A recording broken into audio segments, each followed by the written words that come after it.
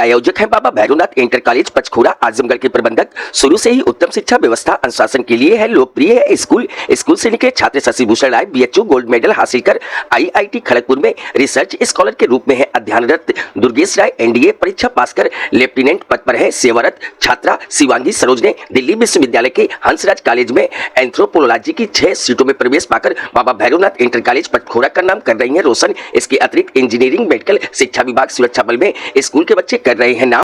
आजमगढ़ दीवानी न्यायालय परिसर में कल यानी 12 नवंबर शनिवार को मेगा लोक अदालत का आयोजन किया गया है। लोक अदालत का उद्घाटन इलाहाबाद हाई कोर्ट के न्यायमूर्ति सौरभ श्याम शमशेरी करेंगे। जिला जज जितेंद्र कुमार सिंह ने प्रेस कॉन्फ्रेंस कर बताया कि आजमगढ़ के प्रशासनिक न्यायमूर्ति सौरभ श्याम शमशेरी शनिवार को दिन में लगभग 11 बजे दीवानी न्यायालय के हॉल ऑफ जस्टिस में लोक अदालत की विधिवत शुरुआत करेंगे। इसके अलावा चीफ डिफेंस काउंसिल कार्यालय का भी उद्घाटन करेंगे। लोक अदालत में लघु फौजदारी वाद, सिविल वाद, भरण पोषण तथा अन्य वैवाहिक वाद, बैंक के लोन खातों से जुड़े एनपीए मामलों को सुलह समझौते और स्वीकारोक्ति के आधार पर निस्तारण किया जाएगा। इसके अलावा दिन में लगभग 1 बजे जिला विधिक सेवा प्राधिकरण की तरफ से Sivli national post graduate college में स्थापित लीगल एंड क्लिनिक की भी शुरुआत करेंगे। अब आगे सुनिए जिला जज जितेंद्र कुमार सिंह ने क्या कुछ कहा लोक अदालत की तैयारी को लेकर। प्रेस कॉन्फ्रेंस का जो मुख्य उद्देश्य है जनता जनार्दन को अवगत कराना कि कल के दिन हम लोगों ने लोक अदालत रखी हुई है और ज़्यादा से ज़्यादा संख्या में जनता यहाँ पर आए, इस सुविधा का फ़ायदा उठाए और अपने मुकदमों का निस्तारण कराए।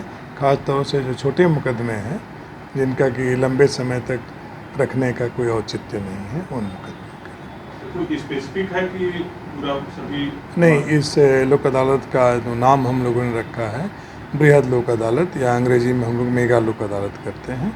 इसमें हर प्रकार के मुकदमे हम लोग तय करने जा रहे हैं। जहाँ कहीं भी कोई आपराधिक मुकदमे हैं जिसमें कि सुलह समझौता संभव है, जिसको कि हम लोग कंपाउंडेबल ऑफेंस कहते हैं, उनका निस्तारण करेंगे। छोटे जितने मामले हैं उनका निस्तारण करेंगे। इसके अलावा दीवानी के हुए मुकदमे जो कि सुलह पार्टी जिसमें करना चाहती हैं उनको करना।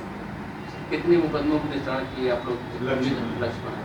पिछली बार हम लोगों ने 51,000 मुकदमे तय किए थे, तो ऑब्वियस है कि इससे लक्ष्य हमारा अब की बार कहीं हायर रखा है। हमारा टारगेट जो है 75,000 मुकदमे करने का है।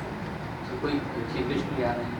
हाँ, हमारे माननीय प्रशासनिक न्यायमूर्ति महोदय श्री सौरभ श्याम शमशेरी साहब आ रहे हैं अपने आशीर्वाद देने के लिए, हम लोगों को गाइड करने के लिए आ रहे हैं। टाइमिंग क्या होगी?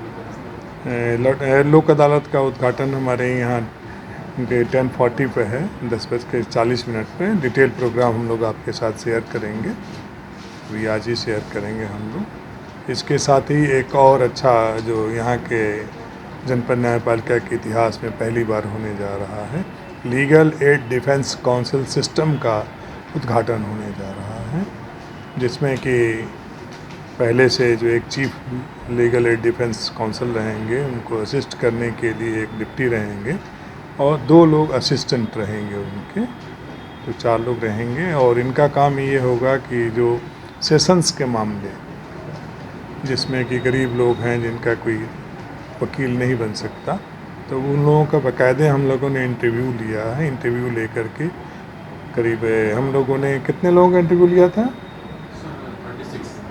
36 लोगों का इंटरव्यू लिया है। हम लोगों ने शासन को भेज रखा है, जैसे अप्रूवल आ जाएगा हम शुरू कर देंगे। होपफुली इस महीने के लास्ट तक शुरू हो जाएगा। लोगों से क्या अपील रहेगी लोक अदालत के लिए? अपील हम यही करेंगे कि अधिक से अधिक संख्या में लोग आएँ, अपने मुकदमों का निस्तारण कराएं। हमारे सारे अधिकारी, सारे कोर्ट्स अवेलेबल रहेंगे उनकी सहायता करने के लिए। अगर कहीं किसी को कोई ऐसा लगता है कि कोई मदद नहीं कर पा रहा है तो हम रहेंगे व्यक्तिगत रूप से, वहाँ पर रहेंगे। और साथ ही एक और है, यहाँ पे सिवली नेशनल डिग्री कॉलेज है, वहाँ पर हम लोग लीगल एड क्लिनिक का उद्घाटन करने जा रहे हैं, जो कि जहाँ कहीं भी कॉलेज ऐसा है जहाँ लॉ का एजुकेशन इम्पार्ट होता है, तो वहाँ पे एक लीगल एड क्लिनिक होना आवश्यक है एक्ट के अंतर्गत। तो हम लोगों ने अपने प्रिंसिपल साहब श्री अशरफ अली साहब हैं वहाँ पर, उनसे रिक्वेस्ट किया है और मुझे खुशी है ये बात को बताते हुए आपसे कि उन्होंने स्वीकार कर लिया है और उनके यहाँ इस क्लिनिक का उद्घाटन होने जा रहा है।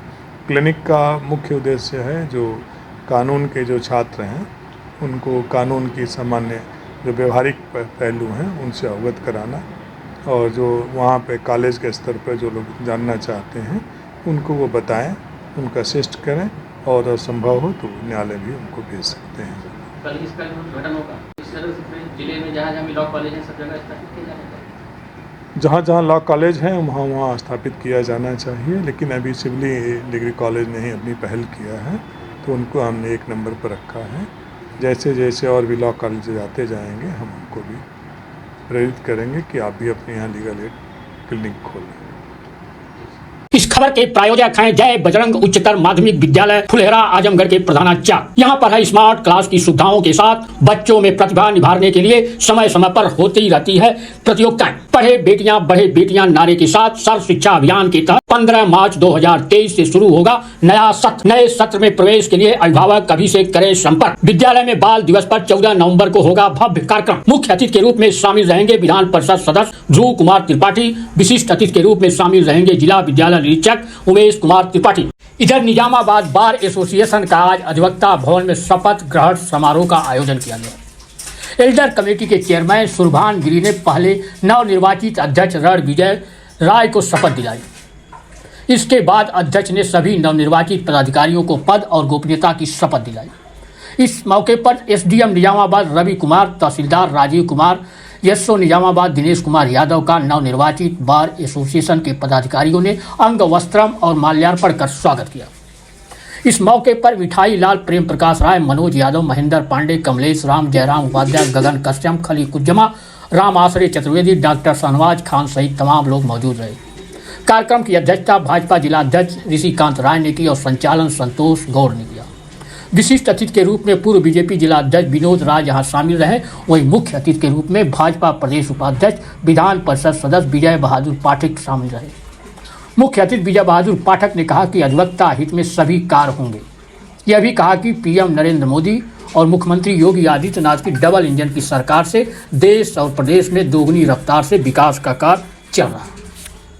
2009 के साथ मैं अपने दफ्तर को स्ट्रॉन्ग करते हुए उनकी तारीख है मैं उसका रिमाइंडर करता हूँ। आज नहीं चल रही है, नहीं आने का सकता है, मैं उनको SMS कर सकता हूँ। तो मैं जो व्यवस्थाएं आप जो परिवर्तन आ रहा है उस परिवर्तन में धीरे धीरे जो नई पद्धति है उस नई पद्धति में लोग जाने वाले हैं। हम उसके साथ कितना चलेंगे ये महत्वपूर्ण है और निश्चित तौर पर मेरा मानना है इन चीजों को करना चाहिए। सरकार की तरफ ले लीजिए तो निश्चित तौर पर जो शासन के तौर पर जो सुझाव आ रहे हैं उन सुझावों को सरकार काम करे और जब कोई काम करता है तो उससे और काम की अपेक्षा है। और जो और काम की अपेक्षा है जैसा मौर्य सिंह ने कहा कि एक अधिकारी के बारे में मैंने उनसे भी चर्चा की, उन्होंने उनकी कार्य पद्धति के बारे में कहा, उसमें जिला देवी के संज्ञान में है जो विचार होना वो किया है। लेकिन जो टेक्निक आ रही है, तरीके बन रहे हैं, जो सुझाव आ रहे हैं उनकी तरफ सरकार पूरी तौर पर मुतमईन है और हम उन सुधारों को करना भी चाहते हैं। सुधारों को करना चाहते हैं तो निश्चित तौर पर कोई इम्प्लीमेंटेशन अगर करते हैं तो उसके पक्ष और विपक्ष दोनों की स्थिति आती है। अभी मैं आज जौनपुर में था, कई 12-15 व्यापारी लोग मिले, उन्होंने सरकार के सभी कामों की तारीफ की और उन्होंने कहा कि भाई साहब ये जो ऑनलाइन ट्रेडिंग हो रही है उससे छोटे व्यापारियों पर संकट उत्पन्न हो रहा है। निश्चित तौर पर जब आप टेक्नीशियन भी होंगे तो जब एक प्रोसेस लागू करेंगे तो दूसरी जो होगा उसका जो रिपरकशन होगा, जो दवा का रिएक्शन है उसमें भी काम करना पड़ेगा। अभी हम सब लोगों को भी अनुभव होगा कि जब मुझे नहीं ध्यान है कि इस निजामाबाद में, लेकिन अभी आप नारियल पानी वाले से लेकर के पान की दुकान तक, सब्जी की दुकान में चले जाइए और देखिए का बोर्ड लगा हुआ साहब ऑनलाइन पेमेंट कर। आज से 8 साल पहले जब भारतीय जनता पार्टी के नेता नरेंद्र मोदी ने कहा कि देश के गरीबों के खाते खोले जाएंगे तो मेरे जिले में प्रवक्ता का मेरे जिले में काम था, लोग कहते वो 15-15 लाख कमाए। सकता है आप में से किसी को कल्पना हो, लेकिन मेरे जैसे व्यक्ति को कल्पना नहीं थी।